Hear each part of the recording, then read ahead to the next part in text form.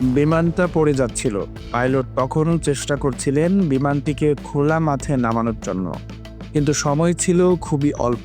শেষ পর্যন্ত বিমানটি পড়ে যায় স্কুল ভবনের উপর। উত্তরার স্কুল ভবনে বিধ্বস্ত হয়ে বাংলাদেশ বিমান বাহিনীর একটি যুদ্ধ বিমান। আর আজ জাতির সামনে মুখোমুখি হয়ে কথা বলেন air chief marshal Hasan Mahmud Khan. তিনি জানালেন, এটা কোনো পুরনো বা অচল বিমান ছিল না, বরং চীনের তৈরি FT-7BGI যুদ্ধ বিমান, যা নিয়মিত প্রশিক্ষণে ব্যবহৃত হতো এবং ছিল সম্পূর্ণ রক্ষণাবেক্ষণকৃত। কিন্তু দুর্ঘটনা এড়ানো যায়নি।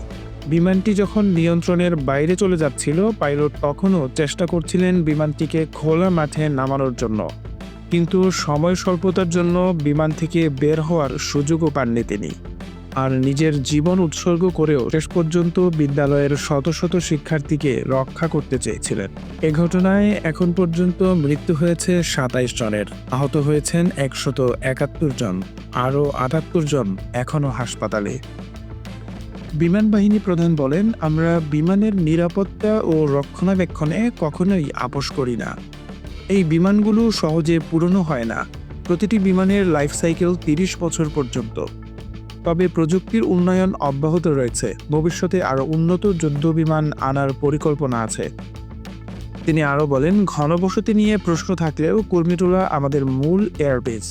দেশের সবচেয়ে গুরুত্বপূর্ণ স্থাপনাগুলো এখানেই। এই এলাকায় শক্তিশালী এয়ার সুরক্ষা থাকা আবশ্যক। জাতীয় শোকের এই মুহূর্তে বিভ্রান্তিকর তথ্য নয়, চাই সঠিক খবর। তদন্ত চলছে, তাই গুজব না ছড়িয়ে ধৈর্য ধরুন। আপনার মতামত দিন। বাংলাদেশের আকাশে কিভাবে আরও নিরাপত্তা আনা সম্ভব? কমেন্টে জানান আপনার কথা। ধন্যবাদ।